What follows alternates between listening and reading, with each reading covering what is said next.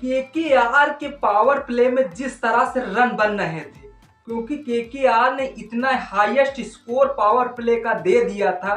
मतलब Lucknow super giants अगर हर हाल में इसी तरह से रन केकेआर के लिए जुटाती रहती तो लखनऊ सुपर जायंट्स बस केकेआर को 18वें ओवर में ही इस मुकाबले में फिनिश कर देती।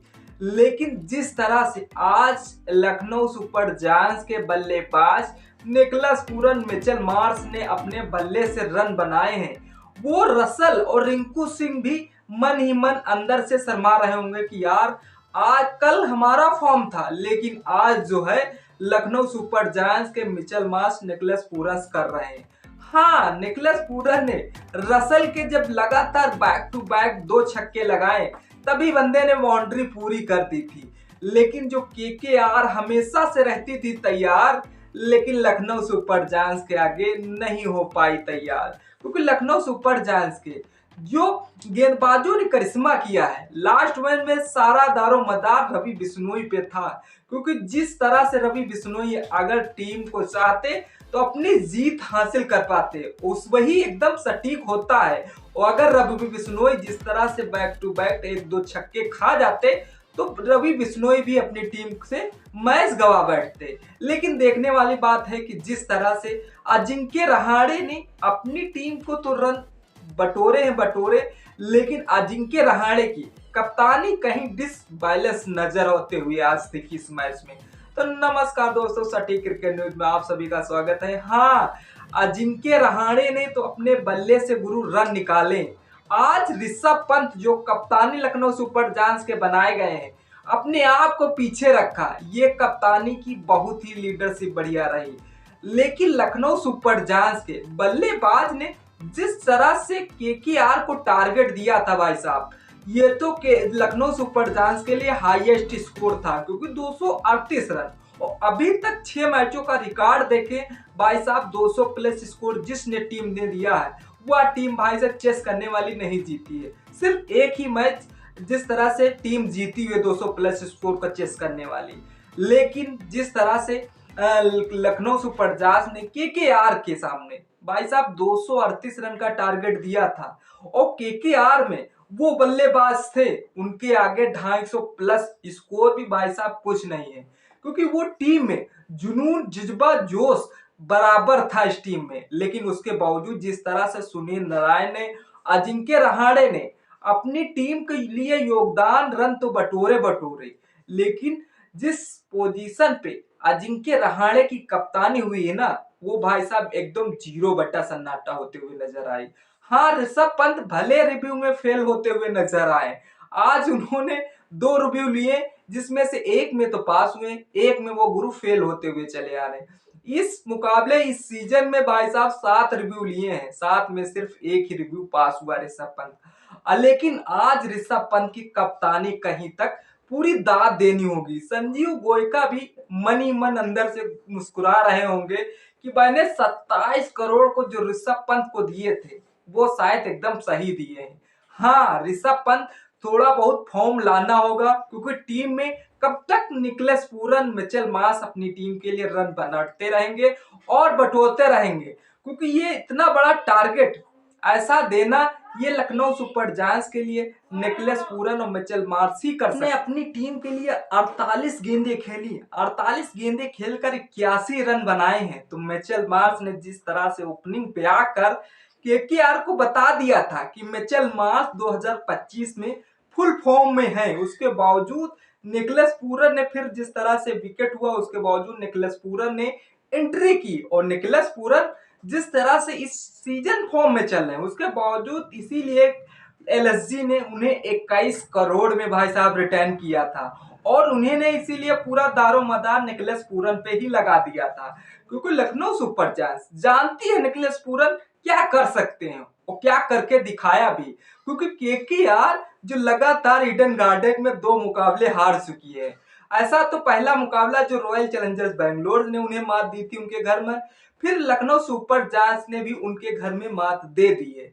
तो देखने वाली बात यह है कि जिस तरह से लखनऊ सुपर जायंट्स के पावर प्ले में भले केकेआर के उतना रन नहीं दे पाए जो देने थे, केकेआर को लग रहा था कि पावर प्ले में ऐसा 6 ओवर में यार 90 रन मारे थे और स्क्वायर रेट जिस तरह से 12 का हो सकता था और जिस तरह से 15 का स्क्वायर रेट भाई साहब ये लेकर चल रहे थे।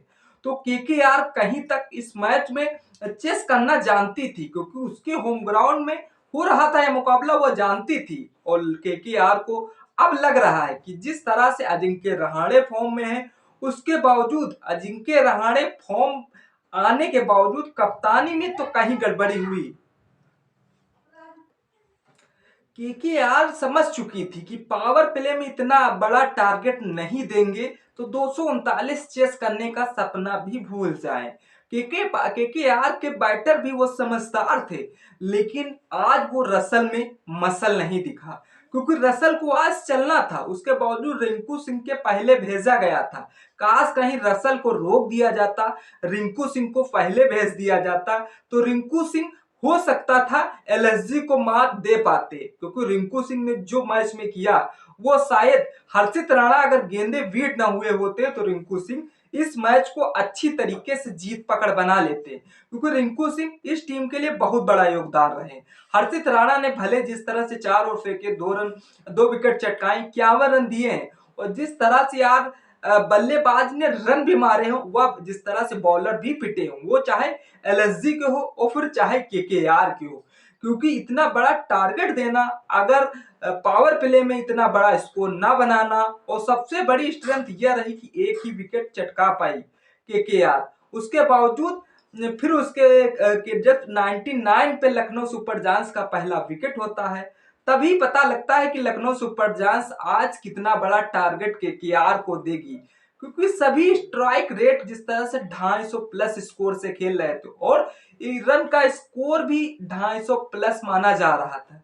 लेकिन फिर कप्तानी में तो कहीं तो गड़बड़ी हुई है और होना भी चाहिए, क्योंकि जिस तरह लखनऊ सुपर जायंट्स के बालर परिश्रम कर रहे थे यार मैदान पे, मतलब दिग्वेश राठी को छोड़कर सभी जिस तरह से बॉलर महंगे साबित हो रहे थे, लेकिन दिग्वेश राठी विकेट चटकाना हो तो दिग्वेश राठी को लाओ, विकेट चटकाओ। और लखनऊ सुपर जायंट्स के कप्तान ऋषभ पंत अच्छी तरीके से समझ गए थे कि इस मुकाबले को अगर जीत बनानी है, जीत निश्चित करनी है, तो लखनऊ सुपर जायंट्स को किस बॉलर को कहां पे खिलाना चाहिए। और जिस तरह से बॉलर ओवर फेंकने आए तो भी पता चल गया था कि रवि बिश्नोई भले इस टीम के लिए ज्यादा विकेट नहीं चटका पाए हैं, लेकिन फिलहाल जो विकेट चटकाए वह 20वें ओवर में निर्णय आना था और वह पलड़ा दोनों पटन बराबर था, क्योंकि एक तरफ रिंकू सिंह थे, दूसरी तरफ हर्षित राणा थे। और हर्षित राणा ने जिस तरह से पहली गेंद पर चौका लगाकर ऐसा लग रहा था कि हर्षित राणा इस मैच का नैया पार लगाएंगे, लेकिन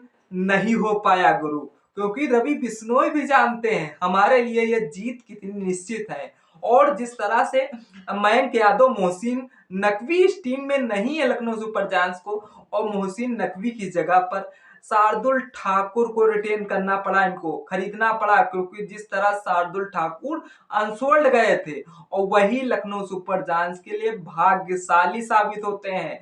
शार्दुल ठाकुर इस टीम के लिए तो बहुत ही महत्वपूर्ण योगदान दिए। इस मैच में उन्होंने जिस तरह से 4 ओवर फेंके, 52 रन दिए, लेकिन 2 विकेट लखनऊ सुपर जायंट्स को चटका के दिया। आकाशदीप ने भी 4 ओवर फेंके 55 रन दिए, 2 विकेट चटकाए, और दिग्वेश राठी ने 4 ओवर फेंके 33 रन दिए, 1 ही विकेट चटका पाए, लेकिन रन भी अपनी टीम के लिए कहीं तो बचौती करा पाए। लेकिन देखने वाली बात है कि जिस तरह से आज एडन मार्कन ने 28 गेंदों में 47 रन, जिस पोजीशन पे एलएसजी के ओपनर बल्लेबाज चल रहे हैं, अगर ये लास्ट तक चलते रहें, ऐसे ही खेलते रहें, तो Lucknow super giants semifinal round से तो बाहर करने वाली टीम इतना संभव जल्द नहीं हो पाएगी, क्योंकि केकेआर ने पहले टॉस जीतकर उन्होंने गेंदबाजी का फैसला लिया था। ये एकदम गलत साबित होता है, क्योंकि ये केकेआर के अजिंक्य रहाणे पहले तो कप्तानी बेस्ट करते चले आ रहे हैं, लेकिन लास्ट में ऐसी कप्तानी गड़बड़ाई कि मानो कि मैच से भी हाथ धोना पड़ा। और जो शाहरुख खान थोड़ी बहुत कही बहस सुनाए वो उससे तो परे है, लेकिन संजीव गोयनका तो बढ़िया आज खुश होंगे, क्योंकि सभी बैटर और बॉलरों की तो तारीफ करते हुए नजर आ रहे हैं। क्योंकि लखनऊ सुपर जायंट्स से संजीव गोयनका अगर मैच जीतते हैं तो उनकी स्माइल कुछ अलग ही होती है, लेकिन अगर लॉस करते हैं तो उनकी स्माइल कुल अलग ही होती है। लेकिन देखने वाली बात है, अजिंक्य रहाणे ने भी केकेआर के लिए महत्वपूर्ण योगदान दिए हैं। 35 गेंद में 61 रन बनाए अपनी टीम के लिए। वेंकटेश अय्यर ने 29 गेंद पे 45 रन दिए। रिंकू सिंह ने 15 गेंदों में 38 पे नाबाद रहे।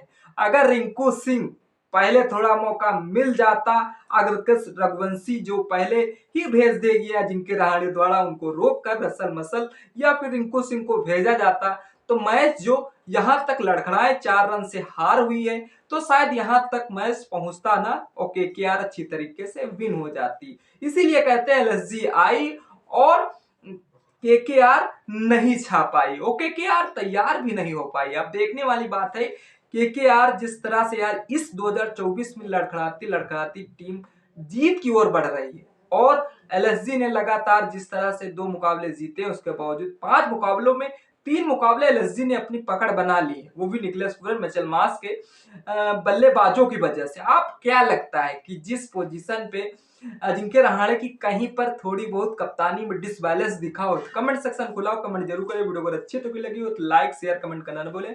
चैनल पे पहली बार सब्सक्राइब कीजिए। तब तक वीडियो का मजा लीजिए। फिर मिलते किसी नेक्स्ट वीडियो के साथ, तब तक के लिए जय हिंद।